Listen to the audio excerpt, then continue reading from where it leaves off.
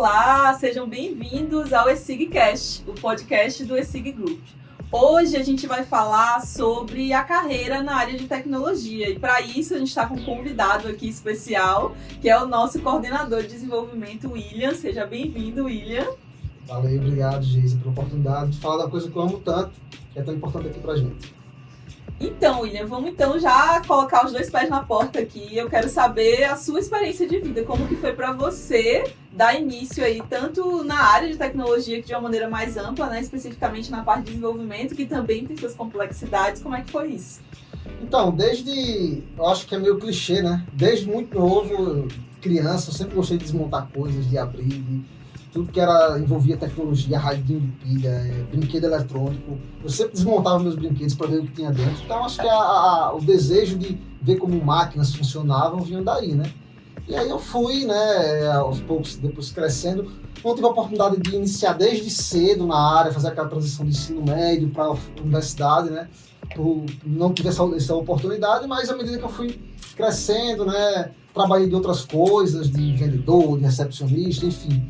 Mas acabei que em algum momento da minha vida tive a oportunidade de me colocar numa empresa onde teve a oportunidade, e eu agarrei a oportunidade de começar trabalhando ali com manutenção de computadores.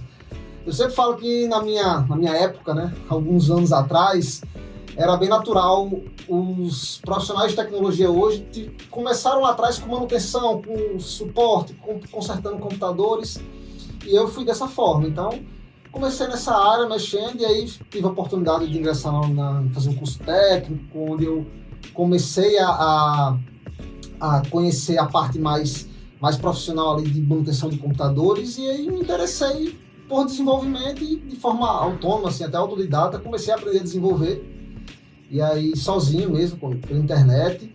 E após já começar a fazer meus primeiros programas, aí surgiu a oportunidade de ingressar na universidade. Pronto, foi quando eu iniciei meu curso de formação. E aí realmente comecei a ingressar na área de desenvolvimento de fato, isso há alguns bons anos atrás. Não vamos entregar a idade, né? Eu acho que toda essa bagagem aí, agora você executando, né, a função aqui no ESIG Group de coordenação, com certeza você tem como dar conselhos para quem está começando na carreira, né? E aí eu quero que você comente pra gente quem tem esse desejo, né, de atuar no mercado de tecnologia. Como é que você está vendo o mercado hoje, neste momento? Bacana. Não vou entregar a idade, né, mas acho que não é problema. Eu tenho 37 anos, comecei na área de tecnologia em 2007, aí vocês façam a conta aí. Então já comecei 2006 ali, comecei a trabalhar com manutenção. Em 2007 comecei a estudar programação sozinho, então já são alguns anos aí, né, nessa área, né? E aí o mercado de tecnologia hoje, né, a gente pode, é notório para todos que a pandemia multiplicou essa parte o mercado de TI por várias vezes, né? A gente já tinha ali no final de 2019 um mercado se aquecendo muito, né? A pandemia no início deu aquela queda e depois todo mundo viu que o digital era o caminho e aí deu um boom, né? Então a gente tem aí nos últimos anos uma corrida muito grande por mão de obra, né? Então as empresas estão precisando de gente capacitada e qualificada, né? A gente aqui nesse grupo, eu acredito que em termos de número de funcionários, desde 2019, multiplicou, não sei se chegou a dobrar a quantidade de funcionários, mas aumentou significativamente, novos contratos, novos clientes, novos projetos. Então, assim, as empresas, no geral, estão ansiosas por desenvolvedores, profissionais de TI, dos mais diversos, infraestrutura. Então, assim, o mercado hoje está muito aquecido, né? Porém, com um desafio extra para quem está começando, que é a concorrência, né? Então, essa visibilidade que o mercado de TI teve nos últimos anos causou o interesse de muitas pessoas, né? Eu lembro que durante a pandemia, ali no boom, né, aquele boom que se deu, muitos colegas de outras profissões, né, administradores, engenheiros, contadores, advogados, chegavam para mim para falar como é que eu viro programador, como é que eu viro desenvolvedor, né? E aí eu sempre dava as orientações e tudo, e isso não só chamava a atenção de quem já estava no mercado de trabalho em outras áreas, mas do pessoal mais jovem, né? Então aqui a gente, hoje, quando abre uma vaga, né, falando mais de estágio, que é o nosso foco hoje, quem está iniciando, É facilmente 100, 150 currículos para uma vaga, onde a gente tem que triar. Então, a grande coisa, a gente vai conversar mais sobre isso ao longo do nosso bate-papo, é se diferenciar, né? Porque são muitas pessoas querendo, muitas oportunidades, e quem conseguir se diferenciar vai ter a sua vaga. Então, em termos de mercado, eu digo que tem muita oportunidade, é uma área que eu acho que das que conseguem te dar mais oportunidades hoje em dia, porque tem muita vaga, mas também não quer dizer que vai ser vagas fáceis, porque a concorrência é grande, então só os melhores ali, os mais capacitados, os que estudam, os dedicados é que vão se destacar. Sim, você falando da importância da capacitação, de a pessoa conseguir um diferencial, o que você diria para essas pessoas que estão tentando, que estão se qualificando, que teria um peso maior, se é que existe isso? Seria uma certificação mesmo, uma formação técnica? Seria uma certificação um pouco mais prática? Seria a experiência de fato? Mas, por exemplo, para quem está concorrendo a uma vaga de estágio, a experiência não é algo que a pessoa vai ter, né? Qual seria o peso? Você acha que tem alguma coisa que vale mais a pena dessa pessoa que está começando a investir? Sim, com toda certeza. Eu sempre falo aqui nos processos seletivos que a gente faz para estágios, né, principalmente, que a gente obviamente não busca, nem faz sentido buscar experiência em estagiários, né? Eu sempre digo que o estagiário, ele está aqui para aprender, ele vem para aprender, e o produto do seu aprendizado é a contribuição que ele dá para a empresa. Então, você imagina que a gente abre uma vaga de estágio, e aí você tem, como eu falei, 100 currículos, né? 150 currículos. E todos meio que parecidos, né? Estudantes de primeiro, segundo, terceiro período e só, né? Então, o que vai realmente diferenciar, como é que eu faço para me diferenciar nesse mar? Que eu sempre falo que hoje a grande barreira, vamos dizer assim, é passar dessa primeira peneira. Porque até para quem seleciona é difícil. Mas você vai ver ali se tem Maria e José, os dois estão ali com um currículo que está dizendo que está fazendo ciência e tecnologia, está fazendo sistema de informação, está no segundo, terceiro período e só. Quando eu olho para o papel ali, no preto e no branco, qual a diferença? Não tenho como saber. Então, com toda certeza, para quem está iniciando, participar de bolsas, participar de projetos voluntários na universidade, de projetos, né, desenvolver, se for desenvolvedor, aplicativos, soluções independentes, fazer cursos extras, para que tudo isso agregue no seu currículo e você consiga romper essa barreira inicial, que é se destacar em um mar de currículos, né? Então, se tiver algum colega, algum conhecido que já é da área, que já tem experiência, conversar, pedir uma indicação, dizer, cara, sua empresa está precisando, eu sou assim, se mostrar o que você fez, né? Usar o LinkedIn para publicar suas coisas, o GitHub para publicar seus projetos.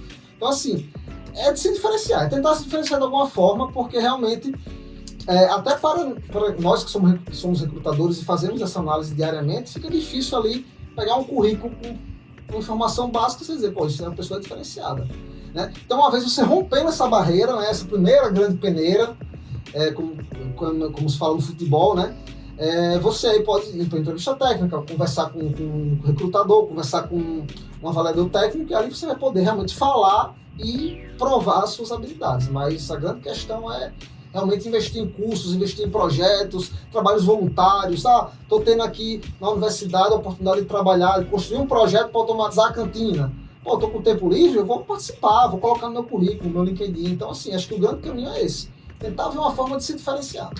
Sim, e você mencionou, né, no caso de estagiário, que o que ele produz aqui, né, é o que vai realmente agregar valor, tanto dentro da empresa, né, o que ele vai, a carreira que ele vai fazer, quanto fora daqui, se ele parte para outras oportunidades. Então, habilidades comportamentais pesam muito, né? Esse desejo por estar aprendendo sempre, essa gana de estar participando, que também é reflexo desse envolvimento com projetos dentro da própria universidade. Mas aí, falando dessa parte da linguagem, tem algum, assim, que você acha que vale a pena começar por ela? Tem alguma ferramenta ou framework que você acha que a galera que está começando poderia usar como ponto de partida? Bacana. Tem, e não é framework, não é linguagem, não é nada. É lógica de programação. Lógica de programação é a base para tudo.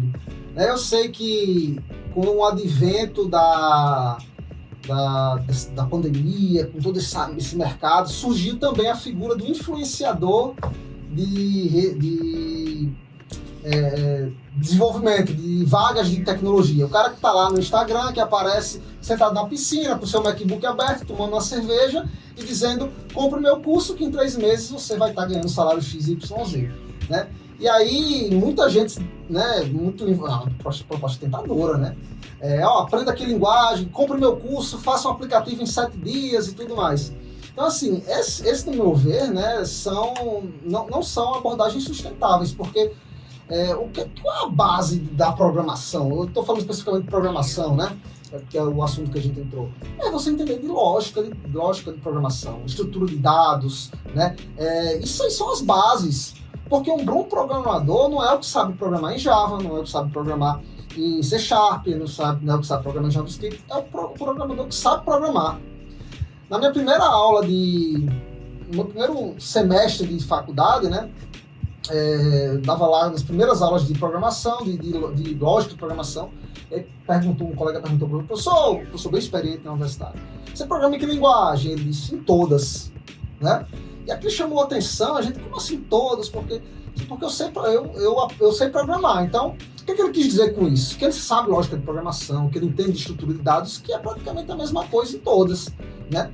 Então, para quem está começando, até para saber se realmente é aquilo, né? A gente tinha, até colegas conversam que nossa, eu achava que programação era um negócio muito difícil, que era um negócio só para algumas pessoas que são superdotadas. Não, programação é para qualquer pessoa, mas como tudo na vida, você tem que ter aptidão. Eu, por exemplo, nunca daria para ser médico ou enfermeiro, porque só de pensar em furar alguém ali, eu jamais conseguiria. Também vai ter pessoas que vão olhar ali para um código e também nunca vão conseguir entender aquilo ali, né? Normal. Mas, então, aprender lógica de programação, aprender a base, né? E aí eu aprendi na universidade a programar com Visual G, né? Com Portugal, que era uma estrutura, um frameworkzinho de programação iniciante que você aprende a programar em português, né? E aí você ali vai aprender lógica, vai praticar lógica, vai aprender estrutura de dados, né? Obviamente, outras pessoas gostam de outras abordagens, já ensinar essa questão em cima de algum framework. Isso também acontece, tudo bem, né? Mas eu acredito que você ir para o mais básico, aprender lá a base, ela é essencial para você ser um bom programador. Como a gente chama aqui na SIG, um bom resolvedor de problemas. Que o bom programador é aquele que resolve problema, né? Então, saber da estrutura, saber lógica de programação, estrutura de dados, vai te habilitar para você, por exemplo, como acontece aqui no meu time, por exemplo, a gente tem ali, 4, 5, 6 projetos com linguagens diferentes. Então é normal um desenvolvedor estar trabalhando num projeto e eventualmente aquele que tem habilidade que gosta disso e para outro, é normal. Isso durante a vida profissional é normal de acontecer. E aí depois que você está bem, está fazendo seus programinhas, está fazendo sua calculadora, está fazendo sua matriz ali, agora eu vou para as linguagens, de fato. E aí tem várias, né? O JavaScript hoje está muito na moda, né? São ciclos, né? Quando eu comecei a programar era Delphi, depois passou para Java, agora o JavaScript está na moda, agora estamos começando com Python, quando vem da inteligência artificial.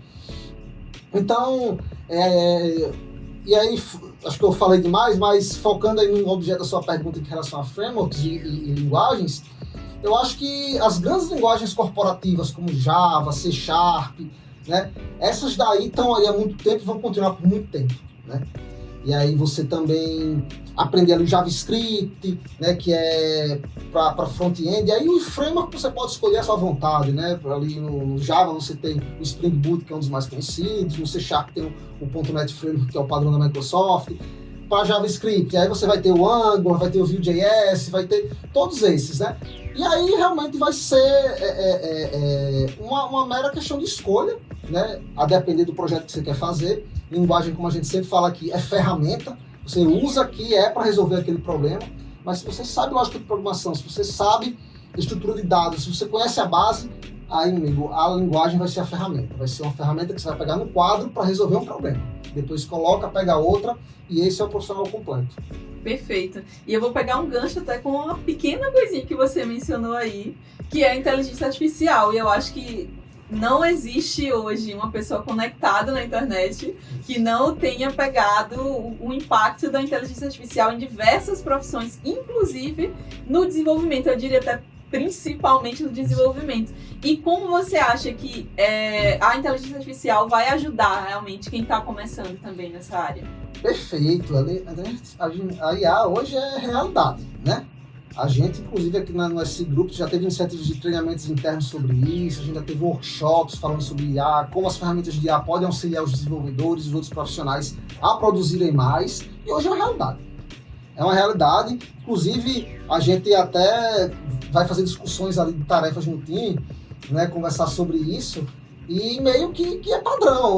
Se conversa numa feature que vai desenvolver, a gente já diz, não, isso aqui o ChatGPT vai resolver, ou o Copilot vai resolver 80% disso aqui, ele faz lá. Então assim, já é padrão, né? Já é padrão.